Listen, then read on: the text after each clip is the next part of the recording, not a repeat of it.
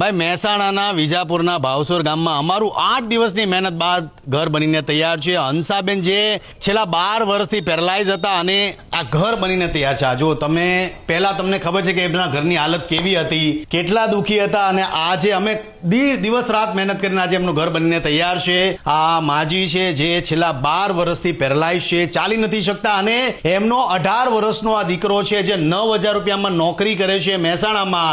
એમાંથી 4,000 રૂપિયા તો પાસમાં જતા રહે છે. 5,000 રૂપિયામાં ઘર એમનું સાચવે છે. એમના ફાધર છે જે એમના માજીનું ધ્યાન રાખે છે. ટોયલેટ અને બાથરૂમ માટે હસબન્ડ ક્યાંય મહેનત માટે નથી જઈ શકતા, કારણ કે એ ઘરે ન હોય તો ટોયલેટ અને બાથરૂમની જે વ્યવસ્થા છે નથી કરાવી શકતા. પણ આજે સારી વાત એ છે કે આપણે ઘર તો બનાવ્યું છે, પણ સાથે સાથે ટોયલેટ અને બાથરૂમની વ્યવસ્થા પણ આપણે કરી છે, જેથી કરીને આવનારા સમયમાં કોઈ પણ જાતની ટોયલેટ અને બાથરૂમને લઈને કોઈ સમસ્યા ન થાય. આ તમે ટાઇલ્સ જુઓ, આ કલર જુઓ, પંખાની વ્યવસ્થા છે, એ 2 સેટી છે અને આ એક કબાટ છે. એટલે જેવડું ઘર હતું એમાં બધી જ વસ્તુ આપણે આવરવાની કોશિશ કરી છે. આપણે રસોડું એટલા માટે નથી બનાવ્યું કેમ કે ગામમાંથી એમના માટે ટિફિન આવે છે, એટલે જમવાની વ્યવસ્થા નથી કરી શકતા આ લોકો, કારણ કે માજી છે, પેરાલાઇઝ છે, કઈ રસોઈ નથી બનાવી, મતલબ બેડમાંથી જ ઊભા નથી થઈ શકતા, તો પછી જમવાનો બનાવવાનો સવાલ જ નથી. પણ સારી વાત એ છે કે ગામમાંથી ટિફિન આવે છે એમના માટે. એટલે આ આપણી ટીમ છે જે દિવસ રાત અરે ખૂબ ખૂબ આભાર. આ દિવસ રાત અમારી આ જે ટીમ છે 7 થી 8 લોકો, કોઈ વધારે કોઈ નહીં, બસ 7 થી 8 લોકો મળી અને ખૂબ મહેનત કરી છે અને ખૂબ સંઘર્ષ કર્યો છે. ભાઈ કેવું ભાઈ, બધાને મજા આવી?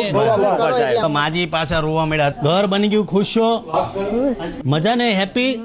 હવે હેપી પણ હવે મસ્ત રહેવો ને અહીંયા.